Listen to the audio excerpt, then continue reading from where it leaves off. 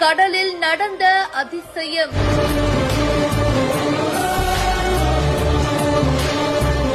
அதிகாலை நெருங்க நடந்த கூஸ்பம் சம்பவத்தின் பின்னணி.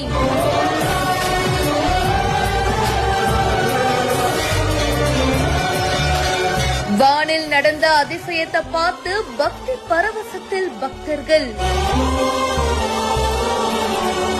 திருச்செந்தூர்ல ஐயா வைகுண்டரோட 193ஆம் ஆண்டு அவதார தின விழா விமர்சையா நடந்திருக்கு. பல்லாயிரக்கணக்கான பக்தர்கள் கடல்ல நீராடி வைகுண்டரை வழிபட்டிருக்காங்க.